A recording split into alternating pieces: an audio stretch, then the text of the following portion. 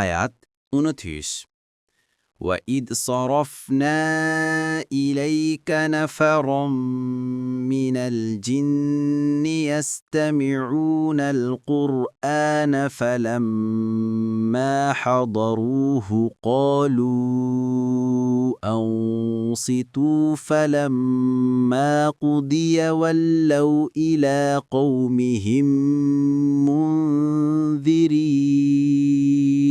অনুবাদ আর স্মরণ করুন যখন আমরা আপনার দিকে ফিরিয়ে দিয়েছিলাম জিনদের একটি দলকে যারা মনোযোগ সহকারে কুরআন পাঠ শুনছিল।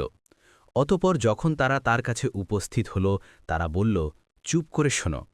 অতপর যখন কুরআন পাঠ সমাপ্ত হল তারা তাদের সম্প্রদায়ের কাছে ফিরে গেল সতর্ককারী রূপে। তাফসির ১ নং ফুটনোটের বিবরণ।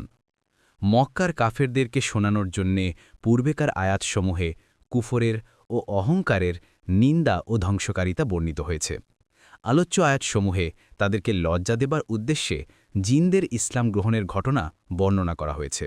উদ্দেশ্য এই যে জিনরা কফর ও গর্বে তোমাদের চেয়েও বেশি, কিন্তু কুরআন শুনে তাদের অন্তরও বিগলিত হয়ে গেছে এবং ইসলাম গ্রহণ করেছে।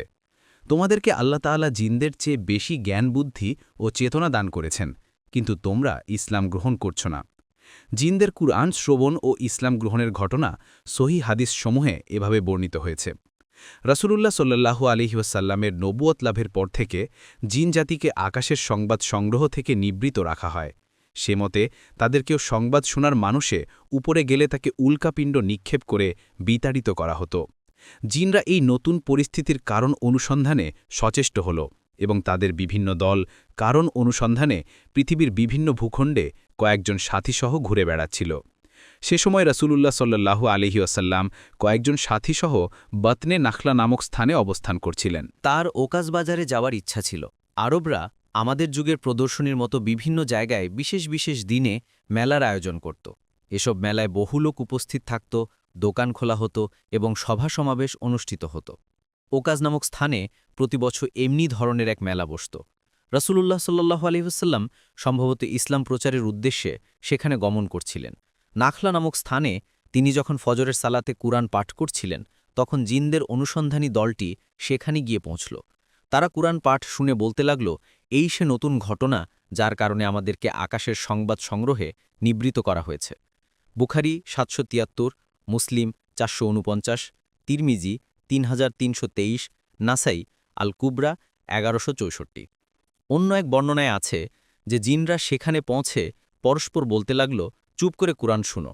রাসূলুল্লাহ সাল্লাল্লাহু আলাইহি ওয়াসাল্লাম সালাত শেষ করলে জিনরা ইসলামের সত্যতায় বিশ্বাস স্থাপন করে তাদের সম্প্রদায়ের কাছে ফিরে গেল এবং তদন্তকার্যের রিপোর্ট পেশ করে কথাও বলল, আমরা মুসলিম হয়ে গিয়েছি, তোমাদেরও ইসলাম গ্রহণ করা উচিত। কিন্তু রাসূলুল্লাহ সাল্লাল্লাহু আলাইহি ওয়াসাল্লাম সূরা জিন অবতীর্ণ না হওয়া পর্যন্ত এই জিনদের গমনাগমন এবং তাদের কুরআন পাঠ শুনে ইসলাম গ্রহণের বিষয় কিছুই জানতেন না। সূরা জিনে আল্লাহ তাআলা তাকে এই বিষয়ে অবহিত করেন। আরও এক বর্ণনায় আছে, নুসিবাইন নামক স্থানের অধিবাসী এই জিনদের সংখ্যা ছিল ৯ অথবা ৭। মুস্তাদরাকে হাকিম ২/৪৫৬। অন্যান্য হাদিসে জিনদের আগমনের ঘটনা অন্যভাবেও ব্যক্ত হয়েছে, কিন্তু বাস্তবে একাধিক ঘটনা বিভিন্ন সময়ে সংগঠিত হওয়ার কারণে এসব বর্ণনায় কোনো বৈপরীত্যমই। ইবনে আব্বাস থেকে বর্ণিত আছে যে জিনরা রাসূলুল্লাহ সাল্লাল্লাহু আলাইহি ওয়াসাল্লামের কাছে বারবার আগমন করেছে। খাফফাই বলেন, সবগুলো হাদিস একত্রিত করলে দেখা যায় যে জিনদের আগমনের ঘটনা ৬ বার সংগঠিত হয়েছে।